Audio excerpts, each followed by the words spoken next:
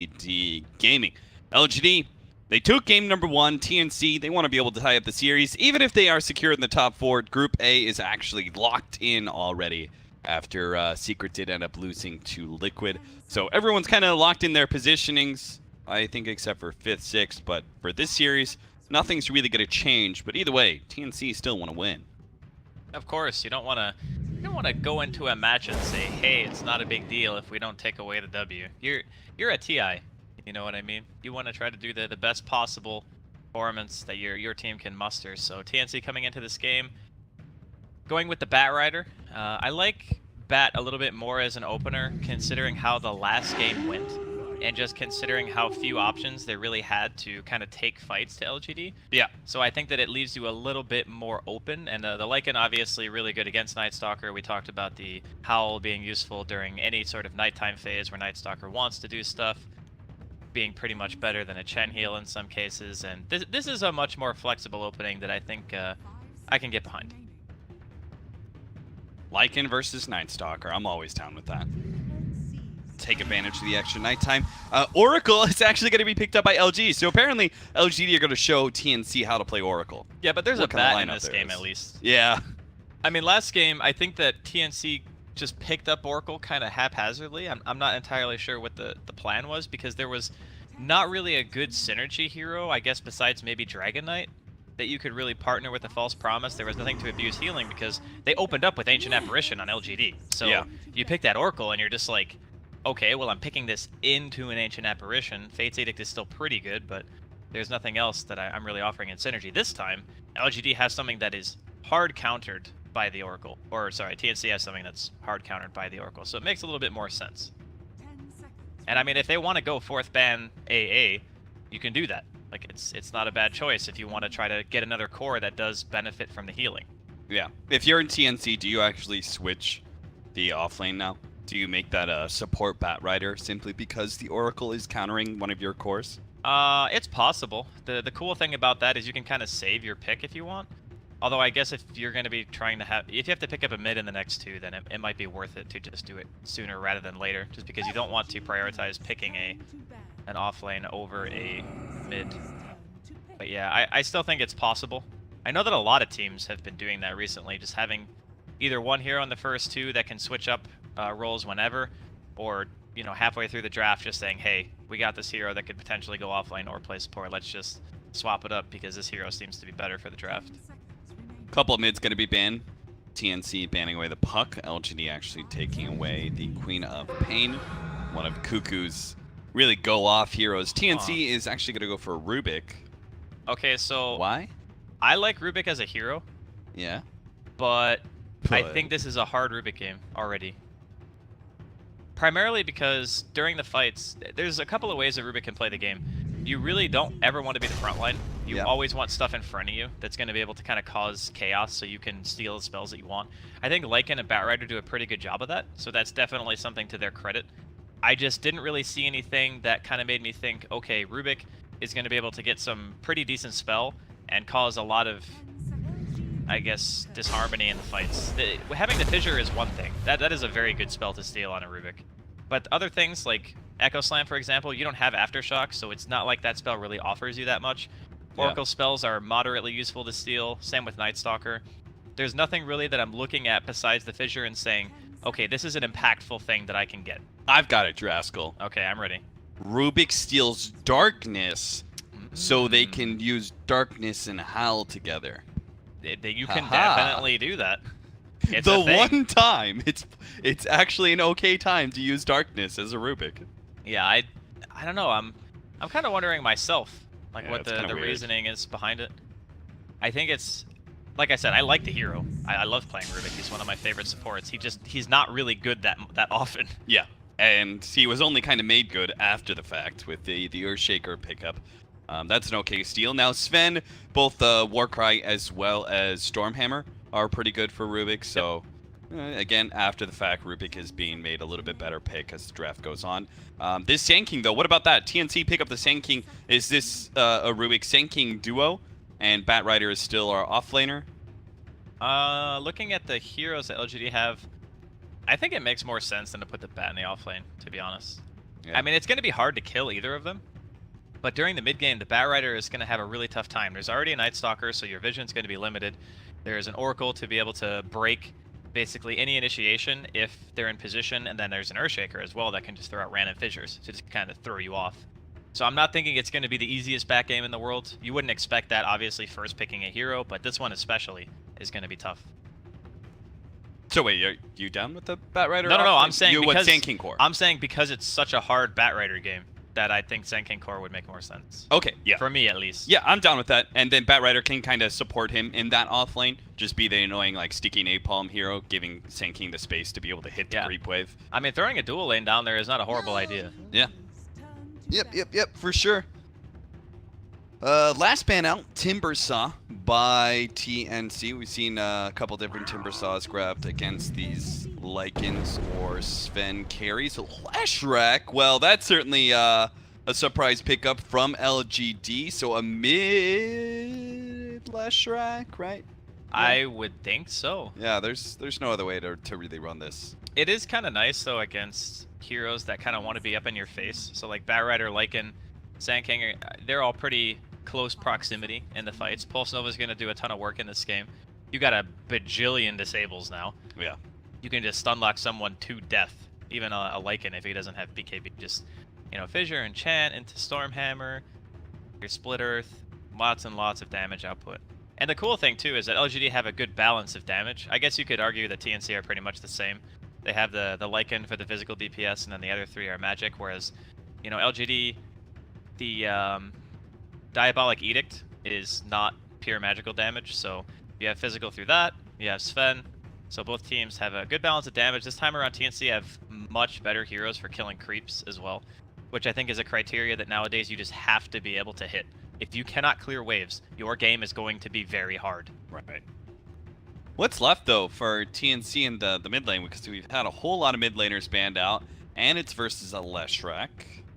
Yeah, actually, there are a ton of mids. Has to deal with a 4-position Night Stalker roaming on you as well. They're going to go for the Mirana.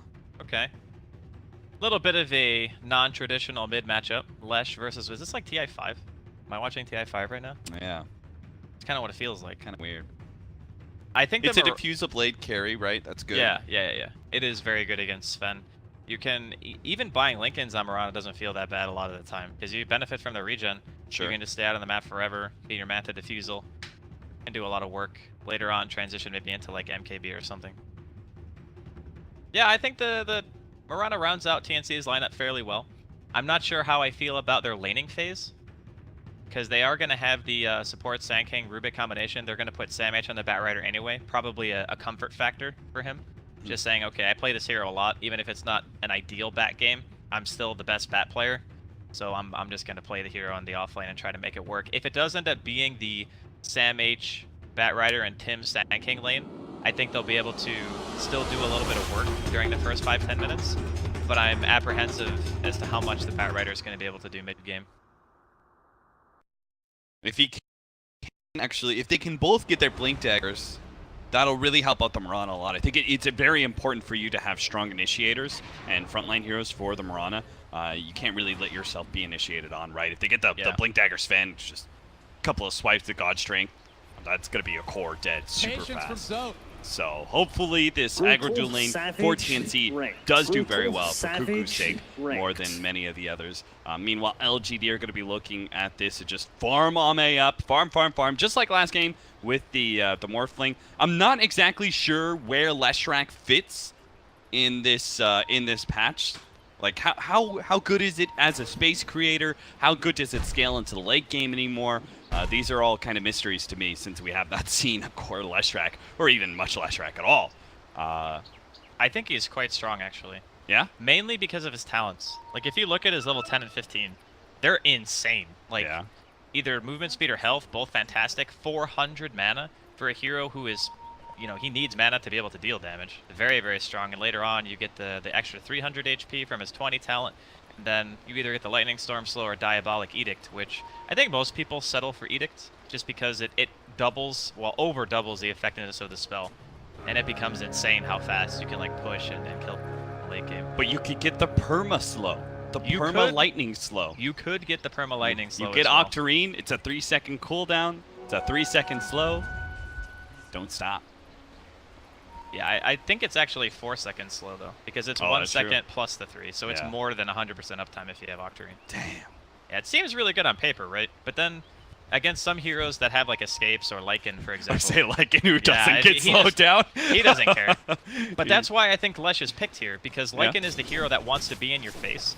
And when you have Pulse Nova and Edict going at the same time, no matter how much damage you do, you're going to get chunked, right? Before you can take down that Lesh. And it's really, I think, a bit easier to itemize on Lesh against this style of team. You know, once you get your BKB and an armor item, you're good to go. You just walk in there. So Sam H does manage to successfully cut one creep wave.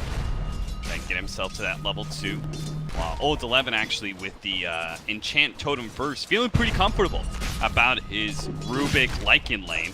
He is actually going to challenge the Lycan for CS immediately. I really like this choice over the level 1 Fissure and going for like the Balak or whatever. This feels a lot better. He's going to be able to do pretty well, I think, in this. If it ends up being more of a supports roaming around situation. Miss stun in the mid lane, maybe. Whiffs his first split earth, but it is a very, very small AoE at level 1. That's tiny. 150 radius is nothing. A stun onto Old 11. A little bit of chip damage, or Rubik is not going to be there in time. Telekinesis. This Poor Man's Shield is going to do an insane amount of work against these supports. They do get the D ward though, so a little bit of a bummer here for Old 11.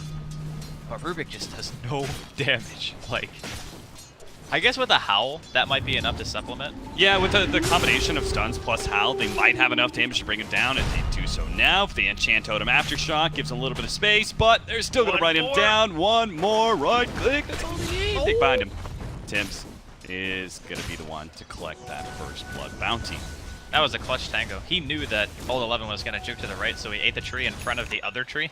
That gave him vision to be able to get the last autos off, so nicely done. Howl coming in huge. This is a level 3 Batrider. His lane is going very well for himself. Now, he can't really get too much on the offensive, because Sticky Napalm can just be removed by Fortune's End, but there's no real threat there either. Yeah, he can't die in this lane. He has to, like, dive the tower, I think, to end up falling here. He does need to be very careful, though, about how many stacks he's giving Ame and Yao, respectively. Like, you can't just throw Sticky Napalms out 24/7 in this lane. Yeah. 6 and 8 stacks. So, all things considered, does look like LGD is going to be able to take a little bit more of the win of the laning phase. Mid's going very well for the last ranking compared to the Mirana, mostly because the Night Stalker was sitting mid so often. And it looks like they might just be able to kill Sam H with Victoria's help here. He's going to go for the TP out right on top of the cliff. They don't have Void up, so they do manage to get that kill. They went for 2 levels of Purifying Flames onto Yao. Definitely, if they could have seen him, would have brought the Batrider pretty close to death. Really nice juke. Just getting himself in that one spot where there's no vision. And for now, I think that it's just going to be a lot of moving around from, you know, Victoria and Tims on either side. Just seeing if they can find anything. A stun into an arrow can very easily be a kill on maybe in the mid lane, especially if he's not topped off. And at the same time, I guess it's a bit harder to kill Cuckoo because he does have the lead. So maybe there will be less pressure from LGD from here on out going towards that middle lane. Old 11 is beating some ass here in the spot lane. Dude, Poor Man's Shield is god tier in this matchup. Like, you can't kill him. He's forced Raven to burn through all of his region now. He may be caught here. Yeah, this is the downside of so much aggression, right? Is that eventually you are going to get caught by a rotation. With the Howl damage, they're doing so much work. Victoria is going to be able to come down, goes for the slow onto Raven, but Tim's is going to be the one to be able to catch up to him. It does have a Burrow Strike up. Yao's going to come in, try and get some more. They get a hold onto Tim's. Victoria's going to chase him down with a Void. They are going to be able to get that kill. The other TNC members just not really able to do anything. Lycan doesn't have the movement speed to keep up with these heroes, and Rubik doesn't have the damage with the Howl gone away. Contesting a stack. Mage, time to run. Yeah, he's got no Firefly left. He's out of there. They're wrapping around mid, though. See if they can do anything to Cuckoo. It's an interesting one because he can leap, but it's still going to be held in place for a while, maybe long enough for maybe to be able to hit that split Earth stun, and they do manage to finish him off. Victoria dies, though, underneath the tower, and now Tims gets the stun onto Maybe, but with the double null talismans, he's actually quite tanky, so the 2 supports can't really do much to threaten. Maybe. going to go again, but Tim's careful, friend. Oracle does a lot of damage, pull him back, but the TP takes so long for Cuckoo. He's going to have to, he doesn't even have the leap actually, so he's going to have to try and maneuver around some of this. They do manage to get the Burrow Strike, finally gets the leap forward, finish off maybe with the extra Starstorm hit onto Yao. Tim survives through it all with Cuckoo tanking the tower, and TNC, despite the very long TP that I thought was going to be ending up in disaster for them, they do manage to make that gank work. Yeah, the Caustic Finale still ended up allowing them to catch up at the last second and be able to secure that kill. Really big for TNC to get these kind of like laning phase kills, because if you look at the CS, the Sven and the Leshrac are still kind of just dominating.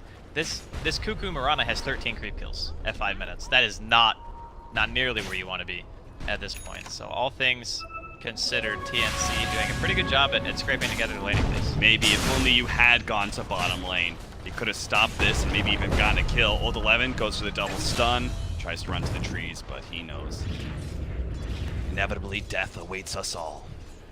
Well, at least he's making a lot of heroes kind of come back to the lane to deal with him. It's probably not the best feeling in the world, but at the same time, Earthshaker doesn't really have a plan B. It's really hard for him. Sam H slowed down, trying to get over to the cliff. Victoria could have actually just chased after him with Hunter and the Knight. I'm really surprised he just didn't. With the extra movement speed, he would have done a lot of physical damage onto Sam H. And then the Void could have finished him off, but does get another Void in now. Sam H bumps it back over to the mid lane. They do manage to kill maybe. Tim's in 14:37 rotating his mid lane once again, leaving poor Raven to the mercy of the Earthshaker. This Rubik is level 5 at 6 minutes. Damn. What the heck? 14:37 and Tim's, like, we don't normally see this dual roam a whole lot. Like, a lot of the time one support is dedicated to trying to zone out, but together they're just able to do so much on the map. They're going to be wrapping around deep on this bottom lane. Maybe he's even going to TP. He thought about it last time. This time he's going to commit to trying to kill Raven. If he can hit this split earth, it's level 3. Has to use it soon because here comes Tim. Managed to get the stun in. Victoria's going to slow down Raven. Trying to get farther back, deeper into the shrine area of LGD. They are going to be able to bloody block Raven in. Looks like he's going to be dead. Maybe fights up against 2. Burrow Strike actually does kill Maybe, but it slays the Sand King first. Jeez, man, this game is just non-stop. 12 kills in a 7-minute game. Basically every single lane is fighting except for top. And there is still like some contention on like the creep stacks and whatnot, as Sam H going in trying to be as greedy as he possibly can about this laning phase. They might even be trying to set up to kill Yao here. It's kind of tough though, diving against Fate's Edict when your heroes pretty much only really do magic damage. I guess they do have lasso hit. Raven gets the howl off. LGD, no way they have enough damage to actually take a Lycan down. I want to go back to that dual roam that you were talking about, because that is a very interesting point that we don't see a whole lot of that from the current meta. It's usually a little bit more separated, that we have this 4 position who does most of the roaming damage, and he couples with the cores to be able to pick up kills. Here we've got 2 supports as a duo, and they showed this very early on to the draft. Do you think this is in part a reaction to the Oracle pickup? Like seeing this Oracle and knowing that it's just not really that strong of a rotating hero in comparison to the duo that they're going to be running, the Sand King and Rubik. Do you think that's in some way a draft abuse, that they see a weak support here and they're just like, we're just going to go for kills on our support and they won't be able to keep up? Well, they just experienced it in the last game, right? Yeah. I mean, you're basically just saying exactly what happened to TNC when they had the Oracle themselves. Again, old 11. He's got a TP, but not sure if he makes it out of this one. That's a really good Fisher block. Cut through the trees, 14:37, might just be able to spot him last second. No, the TP out first. Meanwhile, mid lane, LGD, they're trying to clear through this creep wave so they can get to the tower and get a little bit of Diabolic Edict damage here, but TNC will stand strong in front of the tower while Cuckoo takes a tier 1 at top lane. Net worth chart. There are a lot of TNC members looking pretty healthy, even the Sand King at 2100, while Maybe's suffering pretty badly. But Ame is always the top net worth, it seems, for LGD. Well, I think there's a lot of what you said is true about the dual roam and just Oracle's inability to react kind of to that. If you're not already in the place before the dual stun goes in, it's going to say last on top. That's an easy kill.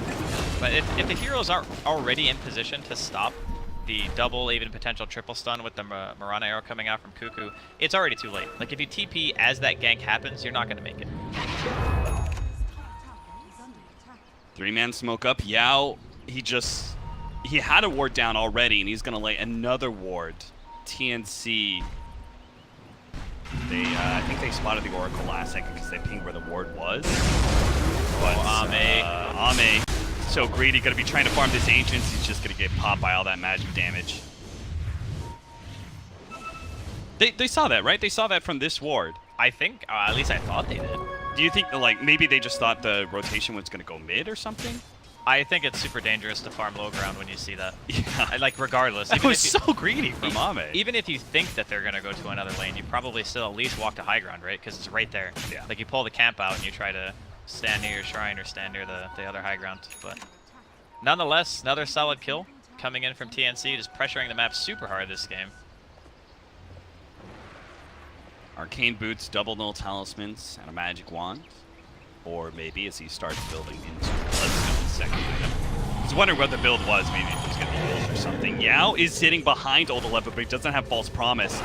And TNC are beginning to corral LGD in, but with the Wolves scouting, they don't really feel comfortable diving in deep, especially since they saw Maybe's TP. Cuckoo doesn't have a leap to be able to get away from this one, so the Fisher sets up the split earth. That was TNC this time around, being a bit too greedy, trying to force kills and force towers down.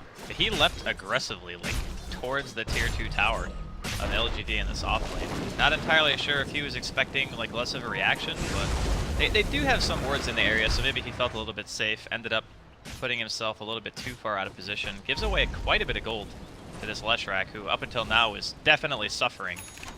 Yeah. Maybe with a few deaths under his belt too. But all this action across the map, and Ame himself still sitting atop the net worth, only with 1 death, and he can just kind of safely farm away. That kind of aggression, you know, if they like waited, say, 30 seconds to make that kind of move, the Batrider's pushing out top really hard. Yeah. So at that point in time, like, eventually he's going to force a rotation, then he can go into the knowledge that even if they do TP, you know, it's going to be some sort of 4 versus 4 instead of a full-on 5. But TNC, I think, just kind of jumped the gun a little bit. Really want to be able to force kills while they can, knowing that LGD is going to be playing quite heavily around this jungle area. So if they can take away some of these outer tier 1 towers, especially the off lane tier 1 tower as well as the mid tower, can kind of open up that off lane jungle to invasion a bit more. I think that it speaks volumes about how TNC feel their chances are against, like, the mid late game of LGD, just because of how little they have to really deal with the Sven. I mean, sure, that you're going to be able to get a Diffusal Blade eventually up on Cuckoo. Oh, Burrow Strike. Old 11 is going to be able to get on top of him with the Enchant Totem. He has Echo Slam, but Ame doesn't want to follow that one up. And it's a good thing, too, because they do have 1437, who stole Split Earth just a minute ago from the Leshrac. Managed to pick up 1 kill. Ame's going to be able to go on to Tim's here. Split Earth from maybe himself is going to be able to hold the Sand King a little bit longer. 1437. Turns around, just gets whatever damage he can. He throws out the Fateful because he knows there's no escape from LGD, who brought 4 heroes down to this bottom lane. A really nice reaction from LGD. Get a coveted tier 1 safe lane tower. In the meantime, though, Raven's making the best use of his time. He's in the top lane, he's near the tier 2. He's going to force at least 1 person on the side of LGD to go ahead and TP back. And they're also getting a little bit of damage on the tier 1 in the mid lane. So it's not as if TNC just lost that hero for no reason. Or heroes. Mass pings. They know Sam H is here from this defensive ward earlier. Now Sam H is going to be able to grab Victoria, which lands into the arrow, but with maybe outputting so much damage, he quickly kills the Batrider and shoos Cuckoo away. Now Old 11 is looking to be able to cut them off, especially since he has the Echo Slam. They've got the control to be able to catch Cuckoo as well. Throws the Fisher towards the Sand King. Doesn't quite hit him though. Still, LGD take another 2 members of TNC down to the grave. And they're really just not getting enough out of these scenarios. Like Raven, yeah, it's space oftentimes. Okay, they force that bottom wave. There's space for the Batrider at top. Here, it's space for Raven to get farmed. But there's only so much space you can create if you're also feeding away kills a lot. I agree. Eventually, you're going to get to a point where you need to have Raven come to a fight, and if you've died so much that LGD just have an item advantage on you, then it's definitely not worth it. I just don't know what they really do without Raven having, like, the 1 extra item and perhaps a BKB. Because can you walk into Sven, Earthshaker, and a Lesh? That is an insane amount of damage. Like, normally Lycan wants to walk in, he wants to hit, you know, 1 hero and just say, okay, you're dead. But if he focuses somebody against Warcry and also having the False Promise as well to fall back on, you can't run in. you just can't. So now you need to wait for like a Batrider pickoff. They're going to be more reliant on their capability of split pushing and trying to force a favorable engagement in numbers, I think, for TNC to feel comfortable taking a fight. We casted a game of TNC where Raven went the same build, right? The Master Madness Armlet, yes, as opposed to the Necronomicon. That's been coming back in vogue a little bit. I can feel the positives of both, right? I can see the negative aspect of Mask of Madness because you're facing it up against physical damage. Book is great against Lesh, though. It's very yeah, good. exactly. And there's a positive side. A Book would have been a lot better versus the Leshrac. But then you would have Book Wolves against Earthshaker, where there's that, you know, potential for a bigger Echo Slam. Where do you kind of lean on this scale? Which item build would you have preferred? So the Mask of Madness doesn't really give you too many downsides against the magical damage heroes anymore. Sure. So I kind of see like the farming capability of it being great.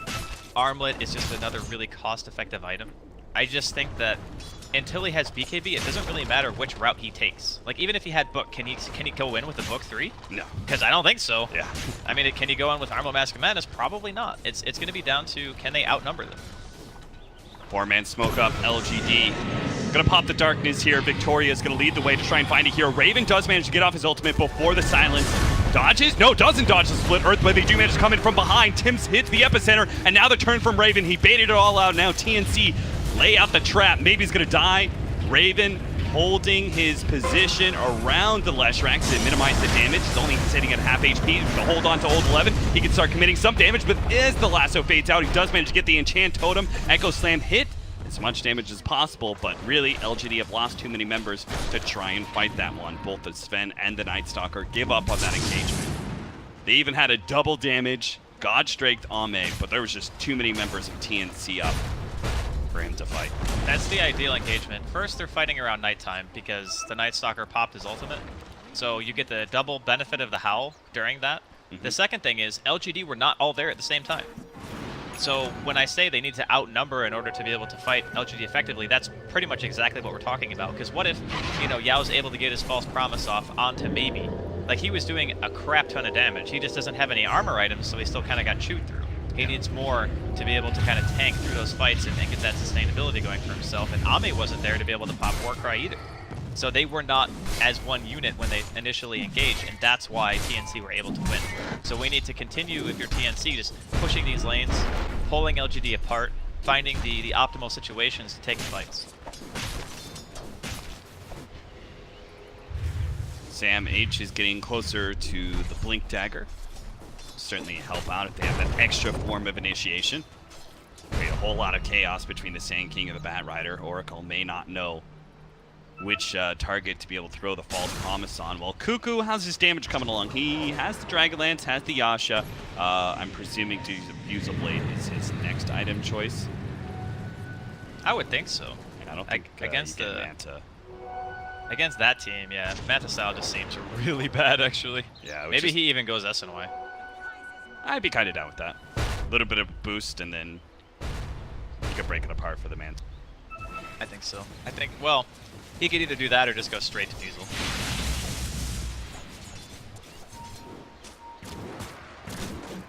Ame almost has his BKB. It's going to be a fairly big power spike. But again, for LGD, it's more about making sure that you're all there and you're all on the same page and you want to take the same engagement. Because bottom, there was some either miscommunication or maybe he was overestimating his own survivability. Either way, TNC were able to abuse it to its fullest extent. And now they're playing it a bit more passive. They're getting scouted out by the Wolves too. The TNC have full information of what's going on right now. I think TNC, they just played it really well, right? That 4-man smoke, they're just running out. The TNC, especially those two supports playing on the hard right-hand side in this jungle area, so they're able to pop out. Like, the first target that you see as a Lycan who's already popped his shapeshift. You know, that's just really good read by TNC to see what was happening. The gank was coming, and just kind of keep the best targets, which probably be like the squishy initiators, like the Batrider and Sand King. Like those would be the best heroes for LGD to jump on first. They'll be able to do that soon too. Ame getting that BKB. He'll be able to kind of force TNC into an unfavorable position. They'll either run away or they'll try to like group up a bit and help, and that opens up the spot for Old 11 to get maybe a better Echo Slam. That pounding you hear, that's Earthshaker's war drums. He's prepping himself. He wants a kill. He wants it pretty badly. He wants to keep that enchant totem up for the extra hit, but Tim's just not going to show himself. He just sits on top of that creep wave. He uses 2 different sandstorms to push out and then backs away. He doesn't want to put himself too far out there for potential pick against LGD. It is nighttime now. TNC just picked up a double damage onto the Brawn at 2, so I think they're going to be feeling pretty comfortable. Oh, they know Ame is not there. The Wolves scouted Ame. TNC want to go. With the Moonlight Shadow, they're going to be able to pick up Victoria. Telekinesis back, trying to hold him in place, but Tim's actually won something bigger, and he's going to be able to see maybe. That's a big one. False Promise immediately going down. Tim's going to be able to get the follow-up disable, and here comes Raven. Echo Slam onto Tim's, but it's not nearly enough damage to be able to bring down the big cores as they now come in. Raven's on full HP, and Enchant Totem going to be able to slow him down. Cuckoo comes in with the extra bit of damage. Finally, Ame is here and managed to get 1437 in the back lines, but maybe he's still going to be ripped apart by the big hound. Raven, he's out of shapeshift, and Ame has both blink and a hammer coming up. Raven, can he survive through this one? They desperately need a bump back. The Flame Break's going to be able to get it, and he gets the armlet toggle off. So now maybe it's just going to be kited around, jump forward, and kills Victoria. Nice play from Cuckoo. Gets them both. LGD get wasted by TNC. As you said, like they saw the wolf. Or sorry, they saw the Sven. That's exactly the information they needed to force that fight. Unfortunately, Cuckoo gets a little ahead of himself. He actually runs into Maybe, who just TP'd in the shrine. Gives a kill back to LGD. But all in all, still a great fight for TNC. Just, if Ame and Maybe are in the same fight at the same time, there is no way the Lycan can do what he's been doing. And again, it's props to TNC for finding the optimal time to engage, and Raven being so adamant about using his wolves to scout. It's given them tons of information that's allowed them to take now 2 successful fights in a row. But if the Warcry is there, the Lycan cannot just, fly through. I guess, Raven going back, not buying the BKB, opting for the Diffusal Blade himself. This could be an item that kind of changes the dynamic of the fights anyway, because if you can dispel the Warcry, then it's pretty much as if Ame's not there in regards to you being able to hit somebody and deal a good amount of damage. The only downside is that if you get, chain stunned, you can still be in a little bit of trouble. Yeah. It also helped for targeting Maybe, right? Because all Leshrac cores eventually built a Yule Scepter, which looks like he's going to go for a second item. And you just want to kill that hero as quick as possible because the damage over time is so tremendous. They're going to be able to get not just 1, but 2. They grabbed Maybe with the lasso and also took out that Oracle, so no False Promise save. He does have the Bloodstone Suicide, kind of minimize the economical damage. TNC would have picked up so much gold from that kill. They are going to be able to take the mid-tier 1 tower as well, but they're actually going to try and chase down LGD. The arrow, it nailed Ame, and Old 11, he has to somehow stop this, but I don't know how. He throws out the Fissure, hits onto Cuckoo. Ame's going to pop his BKB, but a Glimmer Cape keeps 1437 safe. They are just going to be able to kite around Ame, and he needs some sort of miracle, couple of hits. Oh, nice blink away. Heads into the Roshan pit, blinks upwards, is going to be able to save himself over to our Bat Rider, who is keeping Old 11 in place. Sticky Napalm and a TP up. Man, are they both going to escape? That is legit from LGD. I thought they were both dead.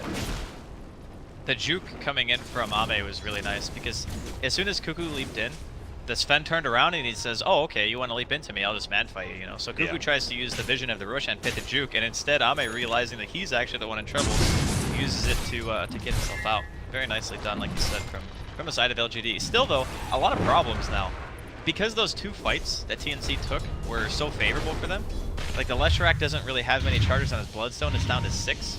He bought Boots of Travel, which is fine. They'll be able to play, I guess, a little bit of split pushing, but against the Bat Rider, who already has Blink and will soon have a 4-step, it's very scary to get out on the map like that. You're going to need a support behind you, I think, almost at all times if you want to start to play that kind of style of Dota.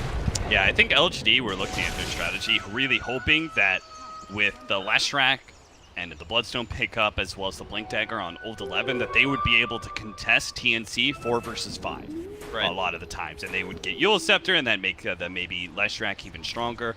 But now they have to fight, man. They've lost too many fights. They need this Sven desperately, who's still sitting way ahead of anybody else. Cuckoo is going to be caught.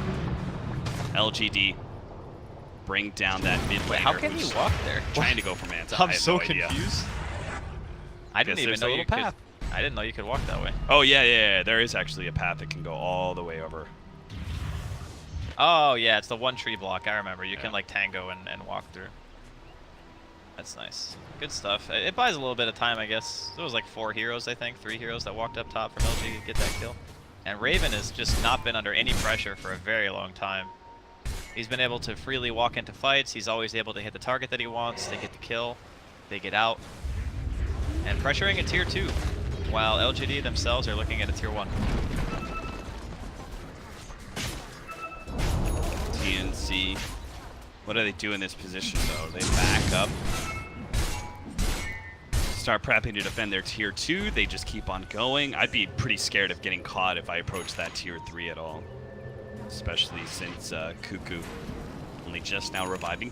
Did go for the Manta first, so I guess he's not really feeling comfortable about the Night Stalker silence. Yeah, I mean, it's a fine item to save yourself. If you're looking for just solely a defensive utility, Manta is still fine in this game.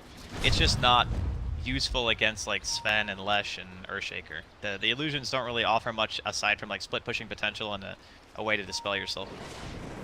4-man smoke up with the Moonlight Shadow. So they're going to run into Ame, be able to quickly burst him down. The Oracle's just a bit too far away. So big kill. Big kill because, you know, bottom lane's decently pushed out. Mid's already pushing in. Lycan just handled top lane. So they can go for an objective off of this one. Could even be Roshan. Roshan's actually up. We haven't talked about him. It's been a lot of fighting, so that's exactly what they want. They even have the Stolen Warcry on 1437. Doesn't seem like a huge spell, but 20 armor, 12 movement speed for 8 seconds. It's amazing. That's gonna be sick, especially versus this spec. Yeah, exactly. Like, who does he go on? Raven's like his effective EHP just jumps up so high when he gets that Warcry, because they're already sitting on 2,900 now.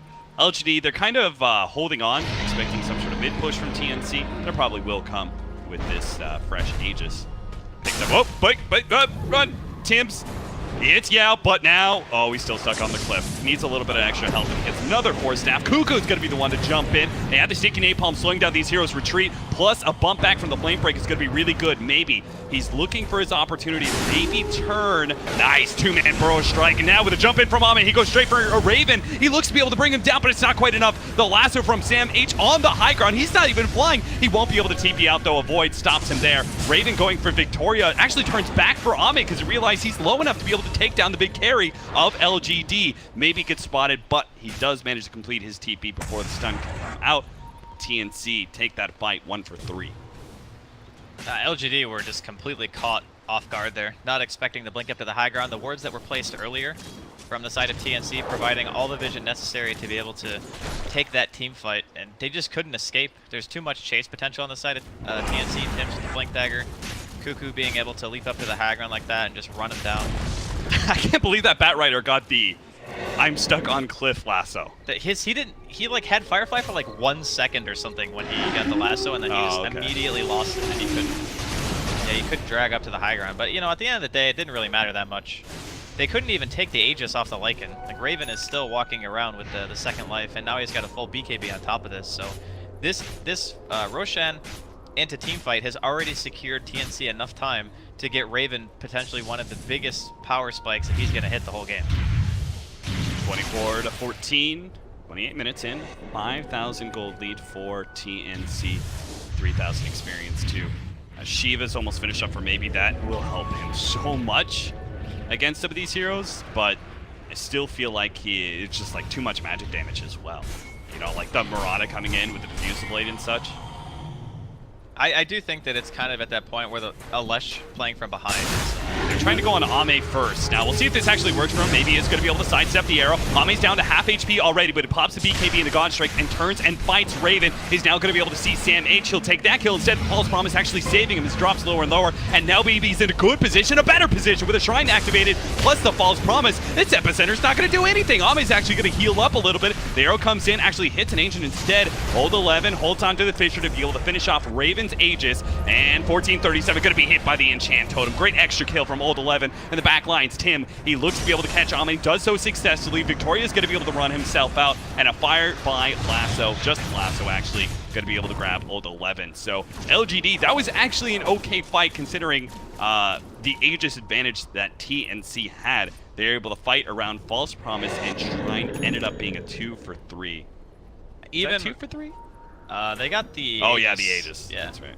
So even with all that, you know, it was a good fight, I guess, considering the circumstances. But TNC are still going to be feeling pretty good about their situation. Like Raven, he's still not really been killed yet. Outside, if you want to count the Aegis, he's going to get his level 20 soon, so he can either get the evasion or the cooldown reduction. I'm not sure which you take in this case. You're probably not that scared of Sven anymore, considering your item progression is just kind of outscaling him, so maybe you favor the cooldown and the BKB and the shapeshift a little bit more. But like right now, getting the tier 3, being able to open up the shrines, once again, TNC dealing just another solid blow to LGD here. How did that fight go so well for TNC? Because I thought, like, they got the False Promise off, and then into the Shrine, with a Leshrac on top of the Shrine as well, which is just added value since he uses so much mana. So like, I thought that would have been great for LGD. It looked pretty good. I might have to hold that thought as LGD looking like they potentially wanted to fight. But again, the vision around this area, one more just fades from TNC. The other one will be soon to follow. I think a lot of it has to do with how Sven functions and fights, and like once he's kind of blown his load, he can't really do that much after the fact. Yeah. And if you look at Ame's items, he doesn't have the damage build. He has the I need to stay alive build, which I think is not really what you want when you have an Oracle, because you buy yourself 8 seconds of free auto attacks during False Promise. During that 8 seconds, you want to kind of ensure that you're getting as much damage out as you feasibly can. And I think that Ame's been forced into this itemization path that's not allowing him to do it. Yeah, I would agree. It felt like Ame's damage is just pretty lackluster in a lot of these fights. I mean, he turned and started hitting Sam H, and it took him so long to actually bring Sam H even close to death. The Lycan is just insanely tanky because his first 2 talents give him an insane amount of raw health. I think it's like 440 between the 2 of them. And then on top of that, you're building an armlet. BKB gives you a tiny bit of health too. His strength gain is solid. 3.3 is actually quite high, but yeah, it's looking a little rough for LGD at the moment. But if Ame can get to a damage item after his AC, perhaps then. Smoke with Moonlight Shadow again, offering the opportunity for a clean initiation. Fissure does slow that down a little bit, but Victoria may be just the easy kill for TNC. They group up quite a bit. Force Staff, double Force Staff on a Cuckoo, trying to get away from maybe, but it'll be run down by that ultimate. Ravy's actually going to go for the back line, just rips apart the Oracle with his BKB and runs out. You take one, I'll take one, but it's favorable for LGD for sure. Support for a core. They're pushing out. If they can catch anybody else, looks like maybe they can get 1437. Not going to be hit by the Fissure. Good juke with Glimmer Cape. And it's actually going to be able to steal the Fissure. Turn around on Old 11. Looks like he'll be able to make it away. So the one thing that TNC need to be very careful of is the later the game goes, Lesh is actually a pretty potent late game hero. You know, you get the Octarine later on, you have the level 25 talents with your Edict. You do just a metric truck ton of damage. Like, it is insane how much you can do in a team fight, especially considering now he's got the Shiva's finished, he's sitting over 2k life. He's not kind of the fall over hero that he was once. Nice Fuel Scepter usage there. He's going to be able to solve that Fissure attempt by Old 11. Sam H is going to be able to hold him a little bit longer, but Ame comes in, so Old 11's not actually going to be able to die fast enough. TNC maybe going to be able to finish off with the Epicenter. That was an awkward Force Staff, though. Wasn't the direction he really hoped. Ame pops the BKB and TP's out, so they do manage to kill Old 11 for that. Maybe catch more. The Burrow Strike onto Victoria. Raven's Shapeshift has now run out, and Victoria not going to be able to complete that TP. Dual Scepter, and not going to make it back to base fast enough. It's the Diffuser Blade slowing him down so much. They're driving in so deep for this one, though, and Victoria actually does manage to get off, and now they're going to lose their Sand King potentially more. Sam H, not quite caught by the Shivas, does manage to blink ahead of that one. Jesus, they dove just all the way to the tier 3 for a measly old Night Stalker. Surely a Night Stalker isn't that important. I think that they just assumed he was going to die. I don't think it was a level of importance. I just think they assumed, okay, this guy's got to be dead here, right? And then they just go a little bit too far, and the Sand King ends up paying the price. So all things considered, LGD able to buy themselves a little bit of time. Ame with the Assault Cuirass finish now, he's very close to a Chrysalis. And even just that one little thing can make a big difference, being able to get that crit during the God Strength, ensure that you can at least kill a target before your BKB and your Mask of Madness duration kind of fade away. It sounds to me, Drasko, that you're looking at this game that yes, TNC, they've won you know, a couple of fights and everything, and they got this net worth lead. That's good and everything, but we're getting late enough to the game where LGD are going to start taking the advantage, even if you're ahead in net worth. I just think that that's inherently how Sven kind of works, is that if you get a lucky crit or two, it doesn't matter how much net worth you have, you're just going to die. Yeah. So the emphasis that I guess I'm kind of putting on LGD is how many items. And the Echo Slam, a 2-man Echo Slam, especially leading onto a Rubik as well as Raven. He's not going to be able to get off the shapeshift here. Excellent move from LGD. They're going to force a buyback, I think. TNC did not expect an offensive maneuver like that. Oh, are they just going to let this go? I think. Okay, there goes the Lycan buyback. He has to shapeshift. Whoa, that epicenter. He looks like he got by the Yule Scepter, an offensive one that stalls up all of his magic damage there. Raven pops BKB's shapeshift. He starts going for Maybe, but he's taking so much damage from both Maybe as well as Ame. Ame was actually ripping him apart there with God Strength, so Raven's going to be forced to pop a Shrine here, but the shapeshift is going to be running on cooldown pretty soon here. Oh my god, the net worth swing. They're going to lose Sam H as well. Yeah, Maybe's just going to run in. Managed to finish off Sam H. Cuckoo stunned by the Stormhammer. He's going to go down as well. TNC may have just lost this match in the quarter of a minute. They're going to lose Raven as well. That's no buybacks across the board. Batrider, Sand King, Lycan, no buyback. LGD are all a little bit low, but they're all still alive. Dear Lord, what just happened? That's a 10,000 gold swing in a minute.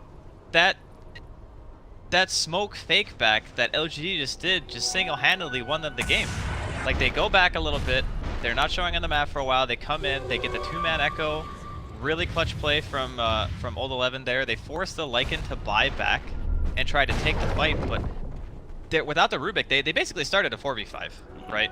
And after that, the Leshrac was too tanky. They had the Solar Crest popped on him as well, in addition to the Shivas. No MKB in sight on the side of TNC. So maybe it was just sitting in the middle of all these heroes dealing so much damage, and they just couldn't really do anything about it. That Leshrac was actually pretty tanky now in these fights, between the Shivas and the Aura of the Assault Cuirass. We saw Raven try and hit him, and it just wasn't really doing much. Not in comparison to Ame, who's swinging his big blade at the Lycan and just chunking him down. That was an insane turnaround from LGD. I mean, I kind of figured their team fight was still pretty good, even though they were behind, but I didn't expect quite that big of a swing. And TNC committing like that when they have tier 2s in other lanes. Like, I thought for a second that Raven was just going to let it go because they have tier 2s, and they wanted to potentially save the buyback for Roshan because they knew that it was going to be up soon, but instead, they buyback to commit to a defense where the tier 3 was already dead. I don't know, that was like a series of really unfortunate events there for TNC. I also feel like Cuckoo's just beginning to really lack in scaling. You know, his damage in comparison to the Leshrac's, very different. The Lycan not outputting nearly as much physical damage as the Sven does anymore. It goes back to what you're saying, that just naturally LGD's lineup will start taking over the game at this point. Well, I figured it would take over, maybe just not quite in that fashion. Yeah, just not that quickly. You know, you're thinking more like, all right, if this game is, 45 minutes in, I think LGD probably have the advantage, but instead LGD's just like, all right, one fight. That's all it takes. God, it was so big. And now they're going to pop out of the Roshan pit. They want to go on this, perhaps? Wolf's going to be scouting out Ame. Okay, the sentry's down, so they're just dead. Stole another Warcry. Always good. For TNC, they need it. Need it real bad. I like how Maybe just pulled an Aghanims and 2,600 gold out of nothing. Almost level 25 as well. 18 Bloodstone charges. Remember, he was sitting at like 6 once upon a time? Yeah. TNC, I don't really know if they want to do this. Yeah. This is so tough. LGD seems so confident that they can win this fight. You know, like how fearlessly Maybe was sitting on the front lines. Same goes with Ame. Well, they have vision. I mean, either side of the river right now is warded. They have the sentry down too, just in case, TNC were to be crossing over the map. You look at TNC's vision, they got nothing. Like, they can't see without the wolves. If Raven doesn't have those things out and getting information, it's very hard for them to justify engaging. And because of that, LGD are just able to go claim the Roshan for free. TNC recognize that their best odds of taking a team fight is probably around defending a tier 3 tower. And again, the buybacks being expended earlier, no one has buyback on the side of TNC. Desperately need to get to the back line. TNC, if they hope to be able to win a fight, They have to get to Yao's Oracle. I think that's the biggest problem with taking that mid fight, right? You're talking about how the vision. So you have such a big vision advantage for LGD. It's so easy for Yao to just sit on the back line. TNC are going to go for whatever hero kind of shows itself, which is, you know, Fleshrack sitting on the front lines. And Yao's he just got like, the boop, false promise. He did get the lightning storm slow. I think that's the first time I've seen that.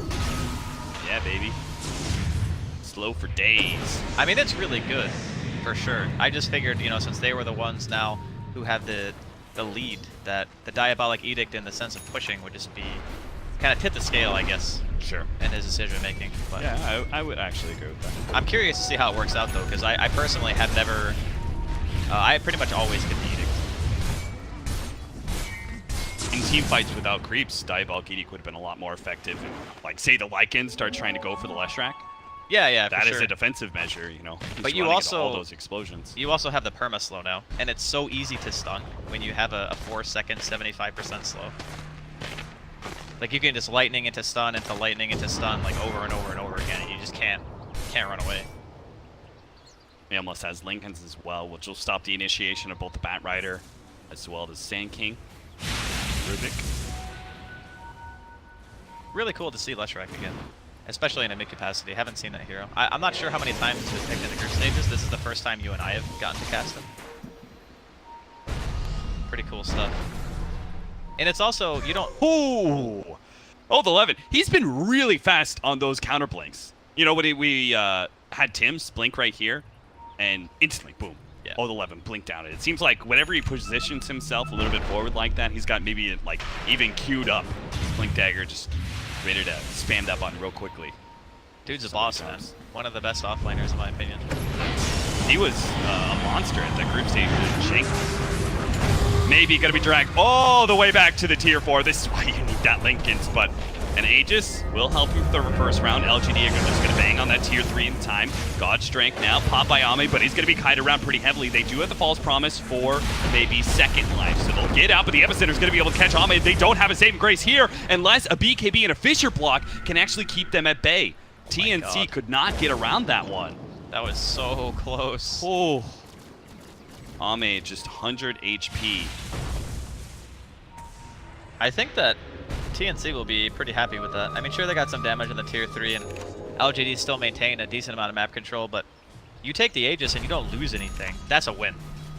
Because now it's going to be a lot harder for LGD to justify walking up that hill again. I mean, if they want, they can commit maybe to buying the full Lincolns. He has the money for it, but then you won't have buyback.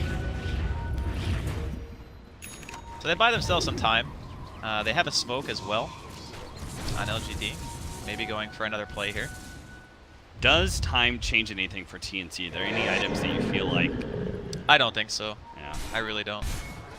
They're all just kind of like minor, like, okay, that's okay. Telekinesis into the arrow, plus the lasso, but they do have the false promise already in place. Tim tries to stop the backline, but he's a bit too late. They do manage to munch onto Yao, and are going to be able to catch Old 11 as well. Diffusal Blade pops that Yule Scepter, and maybe, though, is going for the backline as well. He's going for Tim's right now, but Tim's is able to make it out with a Burrow Strike. That is a huge win for TNC, and exactly why the Linkus were not fully bought out for that Leshrac. TNC, they're not going to lay down in this game. They're not going to let LGD win. Going to man up, take the fight, win it. Going to be able to go for the high ground. They may be forcing the buyback. They manage to get the stun immediately onto Ame as he tries to go for Raven. A bump back. Oh, what an echo slam for both 11. Oh, the 11's revenge on TNC. God. Jesus. Woo! And that is no buyback on the Mirana, no buyback on the Lycan. I think that's game. Ame just immediately uses the Boots of Travel to get bottom, starts hitting the tier 3. Forces the Glyph even. Yeah, that might actually be the... Well, Cuckoo has buyback now. They might have a hold, the 4 heroes. They do have Lasso and Epi both available.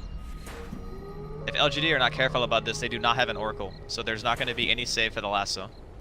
Lycan was just 500 gold away from having a buyback.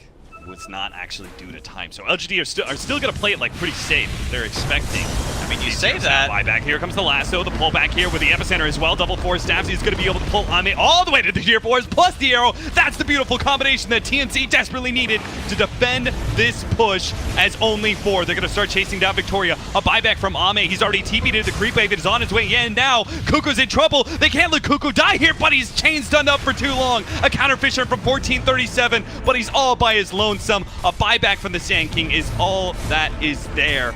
The two of the supports against the horde of LGD. There's no chance in hell. They do have the Lycan up in 5 seconds, but come on, it's 3 versus 5. How could they possibly do this? Even with the Lycan, it seems to be a little bit too much. Okay, one at a time, maybe. One at a time. They're going to be able to get Victoria here. Bring him down. Tower shots, maybe. Oh, no. Ame comes back in. Almost kills the Rubik. He's been Yule Sceptered up. Telekinesis now. But they are going to be able to get some chain stuns onto Raven. Glimmer Cape is going to buy him a lot of time until the vision comes out. Raven in trouble, down to half HP. Tim is also in some serious problems as that Fisher locked him down. Raven pops his head back out from the fountain, but he just cannot do enough. Tries to go for maybe again, but BKB wears out. Old 11 instantly hits him with the Echo Slam, and that's it. That's game. TNC lose game number 2 as well as LGD get the full sweep. Really, I don't know if I would say that it was like a super crazy comeback because it was only a 6K net worth lead, but in the fashion that LGD came back into the game was impressive. Yeah. Just a one really decisive fight. They knew exactly how far they could push it. They forced all these buybacks, Roshan spawns, like at the perfect time. Everything about it just screams experienced team, right? Like they knew what they wanted to do, they knew what they were going to get after the fight. It just all kind of fell into place, and you got to feel for TNC because they did work for the first like 15-20 minutes. They were winning their lanes. I guess Kuku didn't have a ton of farm, but he was getting a lot of kills. And everyone else on the side of TNC, Raven especially, he got his items up, everything seemed great. And then just off of the back of that one really bad engagement, it was almost like insurmountable what happened to them in that like 2-minute span. Yeah, TNC's reads on all those early game team fights was fantastic. With the Wolves scouting out, the support play was excellent in the first 20 minutes of the game. It did so much for them. Great epicenters, great steals sometimes, like the Fisher steals from 1437 were pretty effective in these team fights, but it just wasn't enough. And TNC and this on a loss despite having the hero kill lead of 34-33. Yeah, really good stuff coming in from